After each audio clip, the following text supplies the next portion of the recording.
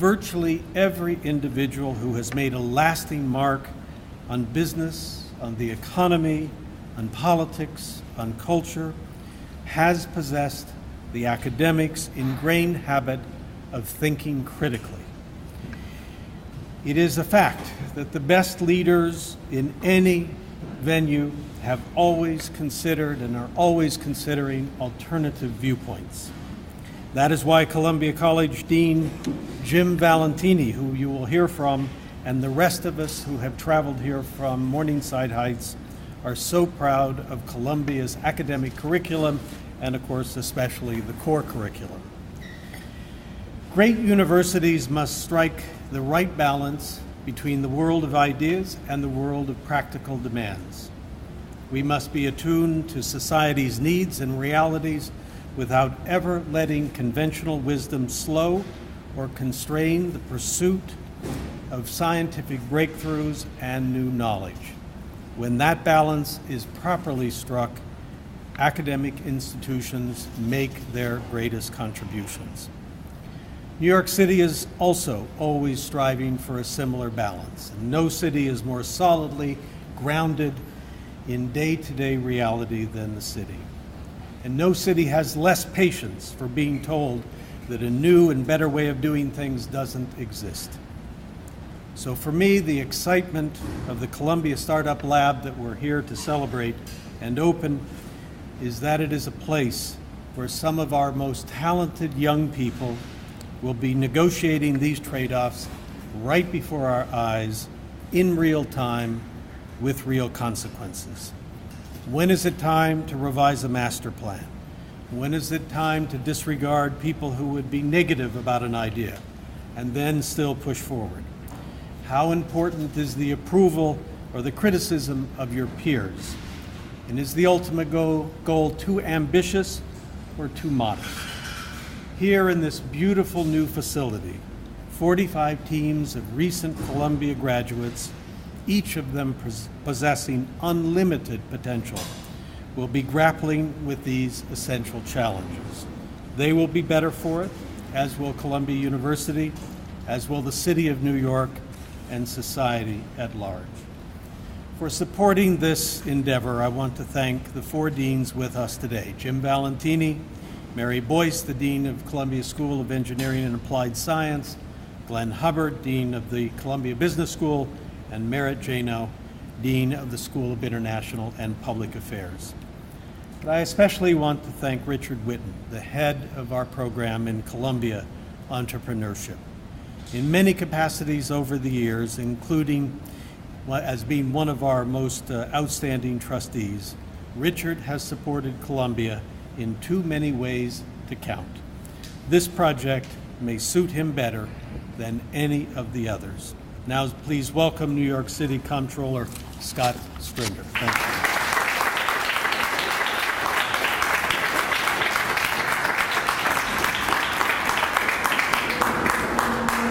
Well, first of all, I want to just congratulate the deans and President Bollinger for this incredible initiative. It's very clear that Columbia recognizes that one of the ways that this city thrives is by leveraging our universities to grow our economy. And they're getting involved and staying involved not only in the development of its students, but in the development of our society. And I think that's a critical link between the aspirations of our city and the world economy. You know, we want our entrepreneurs, our young entrepreneurs, to dare to run with their idea. The ones that run in areas that are less traveled and are willing to take risk and make a case for an application that perhaps can change our city and change the world. And what's happening here today is very extraordinary because it serves to put everyone in the world on notice that New York will be second to none when it comes to innovation and challenging the next generation. I also think it's very exciting, President Bollinger, that you're at WeWork today. For those of you who haven't been here, I actually think this is one of several of the most important facilities in New York City. One of the most important. Because in WeWork, shared office space is a whole bold new way young entrepreneurs are working together. They're sitting around a conference table, with laptops and challenging each other and trying to start a business and raise capital. And it's happening through these kind of buildings throughout the city, and there must be more of them. That is going to be our challenge as a government, to provide the broadband and the physical space for all of you entrepreneurs to do your work. You know, I have to admit, I grew up sort of in that Mad Men era, when you aspired to the large corner office and you closed the door and worked by yourself and you didn't get to think out of the box. Well, now I have that aspiration. I have a big corner office in the controller's office, and it's very much outdated.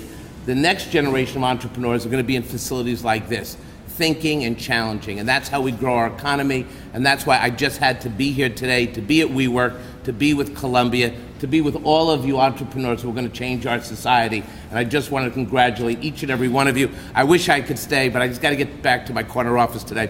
But I will be back to make the case for many more of these programs with our universities. Thank you all very much, and congratulations to all of you. Thank you.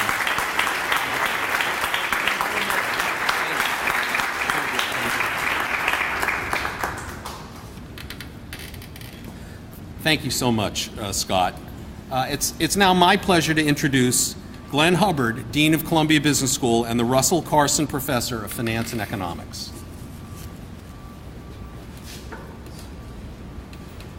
Thank you, Richard. This is an incredible event. For those of you who have not had the chance yet to see this space, I strongly urge you, just have a few quick thank yous and thoughts.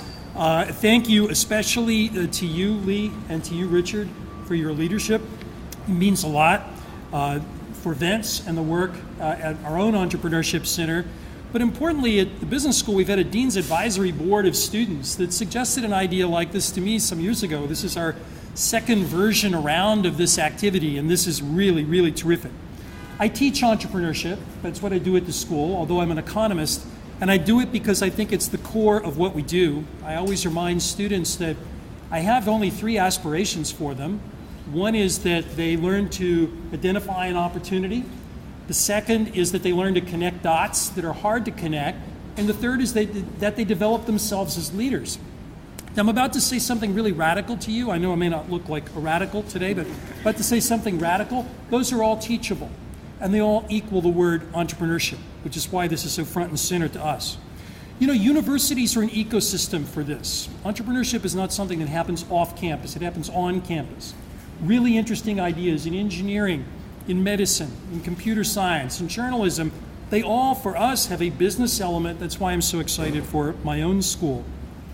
The student interest at the business school in entrepreneurship is off the charts.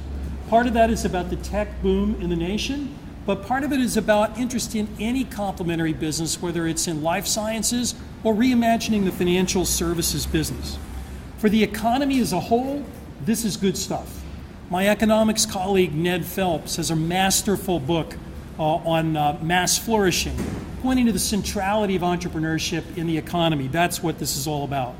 So congrats to everybody on an activity this good. I think there'll be more of it. It's exciting for Columbia Business School and the university.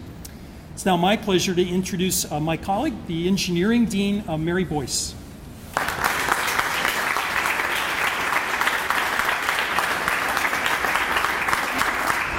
So it's really such a pleasure to be here.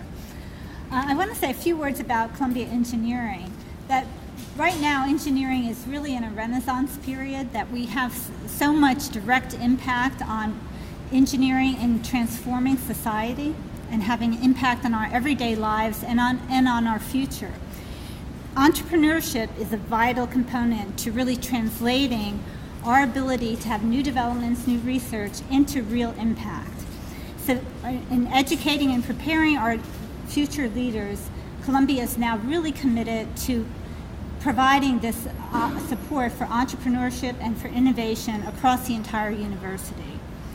So as a few other examples, including to the incredible Startup Lab here today, we're really fostering the fact that Columbia students are really thinkers and doers, okay, that we have an ability to really not only come up with new ideas, but to transform them into real action and real products. So we've launched a makerspace, we've launched ignition grants, we have an entrepreneurship minor, we have entrepreneurship evenings where we really celebrate the entire entrepreneurial community of our students, our alums, our faculty. So these events and these activities really foster innovation and entrepreneurship across the entire university. So today, with the Startup Lab, this is really such a great part for engineering to be part of this community. Together with our peers from the business school, from the college, from international and public affairs. So we anticipate that this interdisciplinary environment of the lab will foster even further innovation beyond even just the nucleation companies that are here today. I want to give a couple of examples because I know people won't get around to all of them, so I'm going to give three quick, brief examples. NeuroScout was founded by Jason Sherwin and Jordan Muraskin. They're from biomedical engineering. This startup was recently profiled in Scientific American. It's developed an applied brain-computer interface to track perception during rapid decision-making for applications in law enforcement, the military, navigation, driving, and even sports, where knowledge about response time and decision-making is critical. Pyrus was founded by Michael Wojciech and Daniel Heyman. They're from Columbia Engineering and Columbia College. And this venture is developing an application that automatically translates real-life interactions into memorable leads. Pyrus will allow users to take networking to a whole new level. WordsEye was founded by Bob Coyne and Daniel Bauer from computer science. WordsEye is a technology and social media tool that allows users to create three-dimensional scenes from simple natural language descriptions. So through the Startup Lab, these ventures are going to really have an ability to take off into directions that we don't even know yet. And so it's really just such a pleasure to be here to see all these different companies nucleating. And I do invite everyone to make sure you go around and see what everyone's doing today. So thank you again, and congratulations to all our new ventures. And now I'd like to hand it over to my friend and colleague, James Valentini, the Dean of the College.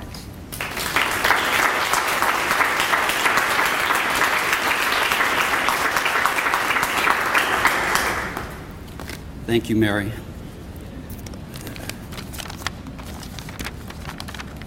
Joseph Schumpeter, the great Austrian-American economist, defined an entrepreneur as someone willing and able to convert a new idea or invention into a successful innovation. Columbia Entrepreneurship aims to facilitate that transformation, and WeWork provides an important tool.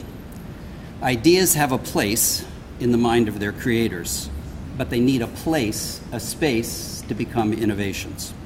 And those ideas need to encounter other ideas, and that is exactly what WeWork provides. WeWork's website says, "We create environments where individual pursuit and collaboration collide." I love that expression. The space is important not only as a location, but as an inspiration, and this is truly an inspiring space, as one might expect, since it was designed by a real architect. We have an organization at Columbia called the Columbia Organization of Rising Entrepreneurs, one of the largest organizations on campus. It has almost 2,000 undergraduates associated with it in one way or another. It aims to educate, inspire, and launch. Educate people, students, about being entrepreneurs, inspire them to propel that interest, and help them launch endeavors. It has lots of programs. The Startup Internship program we have with the Center for Career Education, the Core Product Challenge, in which students can learn about the product development cycle, the Core Town Hall, which has alumni presentation and student pitches of their ideas, and Startup Columbia Challenge, a competition for funding. If you go to the Core website, you can read a part called Seniors Who Build, where seniors in Columbia College and School of Engineering and Applied Science and General Studies talk about themselves and their endeavors, and I will quote two of them to you today. Don Yu, Columbia College 2014, wrote, "Working at a startup is like traveling with a band," and what we have at WeWork is a band just behind me. It just isn't traveling right now. Sarah Chang, Columbia College 2014, wrote, "No means just not now." try again later. And this space is an opportunity to try again until you are successful. This is an important space not only to our students in the university, but it's also an important space to New York City, and it is an element in historic preservation. Now, we don't think of entrepreneurship as being connected with historic preservation, but it really is, because New York itself has for centuries been a center of innovation, and this neighborhood in particular. Just down the street at 85 Varick, in 1853, a young man named Heinrich Engelhard Steinweg started a company that later changed its name to Steinway and became the iconic brand for pianos. This area was once called the Printing District. It was the home to more than 1,000 printers at a time when New York was decidedly the center of that industry. If we had used the phrase like Silicon Alley that we use now, if we'd used that phrase in the 19th and early 20th centuries, this would have been called Cellulose Alley because of all the printers. Change is inevitable, but New York is about change. It's about innovation. It's about new ideas. It's about development. Columbia and New York City and this location, WeWork, are all about that. Today we have at WeWork Columbia College alumni who are working on improving healthcare, promoting raw denim, selling luxury knitwear, supporting maternal nutrition, providing online business strategies, and turning action sports into social experience. Many of these will become extremely successful businesses in the future, and those who are propelling them, if those businesses aren't successful, will recognize that no means just not now, and you can try again later. Schumpeter was a great economist. I'm not, but I have a way of expressing this in my own way, and that is what can be conceived can be created. Columbia Entrepreneurship and WeWork are all about that, and this space and its location are one of the reasons I can continue to say that Columbia College is the greatest college and the greatest university and the greatest city in the world, and all of that is in evidence today, and I'm very happy to be here participating in that. And now I'd like to turn this back over to the leading entrepreneurial force behind Columbia Entrepreneurship, Richard Witten.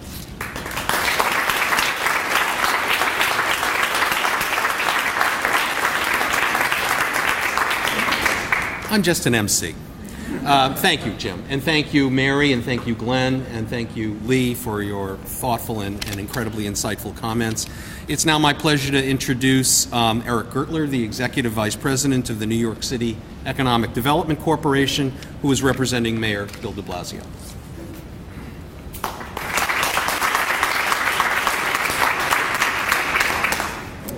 Thank you, Richard, and on behalf of the Mayor, Deputy Mayor Glenn, and Carl Kimball, the President of the EDC, it is my pleasure to congratulate President Lee Bollinger, Richard Witten, and all of Columbia for opening up this new startup space here in, I guess, the Printing District.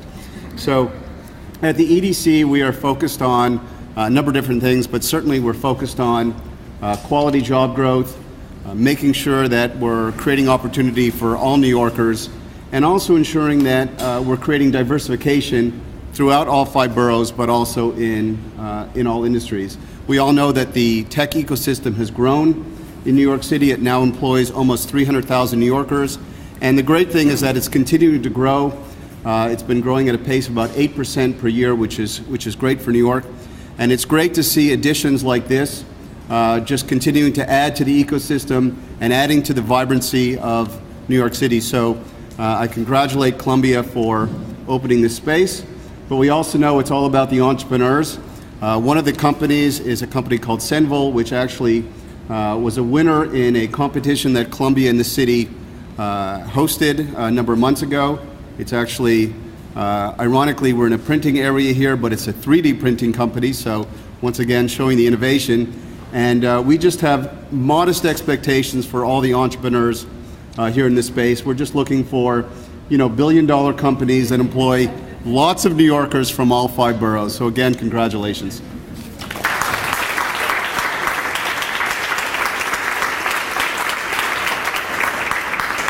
Thank you, Eric.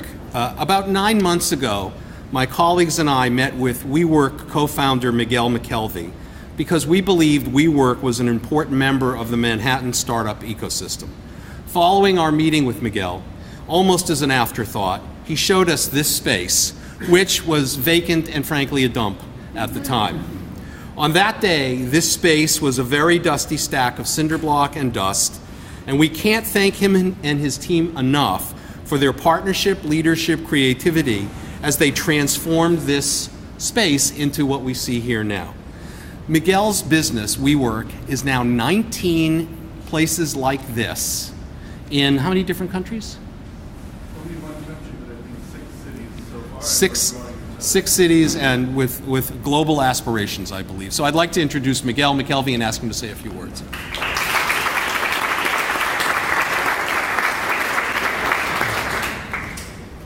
Richard already stole my story a little bit, because one of the things I wanted to say when this conversation started 9 months ago, it really was just a conversation around a table. It was an entrepreneurial conversation about big ideas of things that could possibly happen. And to be honest, I left that conversation like I leave a lot of conversations, like, wow, some cool ideas were discussed, but this is a big institutional university. Chances are not much is going to happen. There's probably like 3 years of bureaucracy ahead of me, and someday we'll be having discussions about some other building in the future. But I can't imagine what happened after that from Chris and David and Richard. The amount of effort that they put in pushing this thing forward was extraordinary. And I really was surprised at the way that the university and the rest of the deans, from what I heard, responded to the ideas that they presented. It really was a shock to me that we were able to make it happen. I do think it's a really unique partnership. It's something that we see ourselves as really a startup on the edge of development. We're trying to do a lot of things that haven't been done before.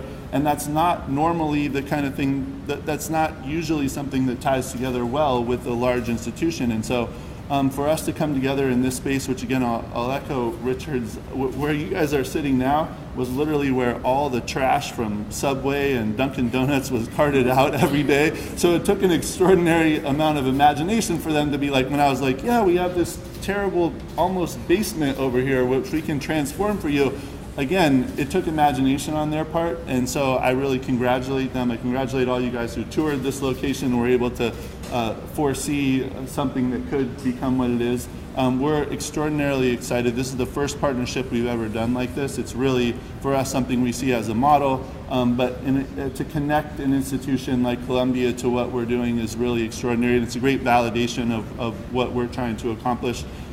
We call ourselves a community of creators. We think that we're helping people get through that difficult time, that challenge when you're at the moment of creating something new and trying to bring it to life. And the more support we can have for that across the board is a great thing for all of us and a great thing for the world. So thank you to everyone who continues to support us. Thank you to Columbia. Extraordinary thing for you guys to be a part of this, and we look forward to a great future together. Thanks.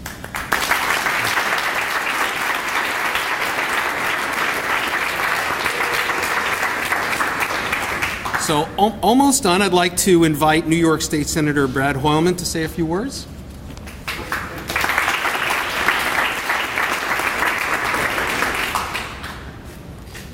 Thank you for that generous introduction. Almost done. I am very honored to welcome you to the neighborhood.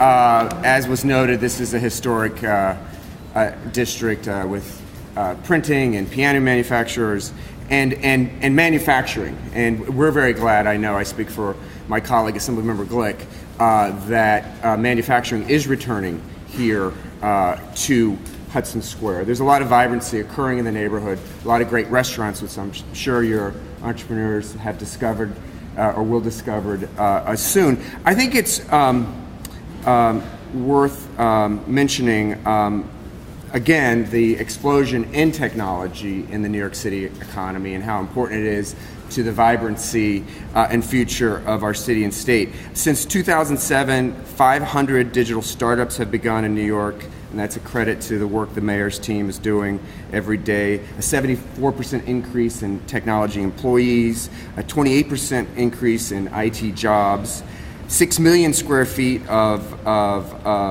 space and we can add 5,100 square feet today to that number. And according to the Center for an Urban Future, 28 New York-based startups were founded, hold your seat, by Harvard Business School graduates. So we want to increase that number and make sure Center for an Urban Future starts recording how many Columbia startups have occurred here. And again, congratulations to WeWork. I have four locations in my district, including SoHo, the Empire State Building, Meatpacking District, and Bryant Park. So thank you for being such good neighbors and bringing such interesting folks to my district. And to the entrepreneurs, you're doing a terrific job. The breadth is quite extraordinary. Clothing, personal services, food. There's even an app where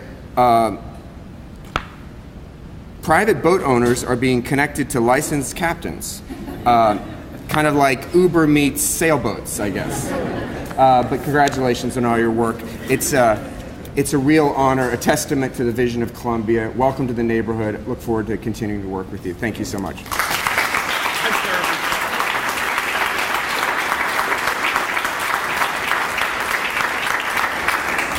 So having removed my foot from my mouth, I'd like to introduce now New York State Assembly Member Deborah Glick.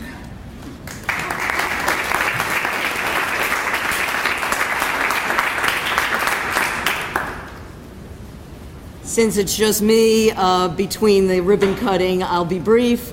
Sometimes I say I'll not only be short, but I'll be brief.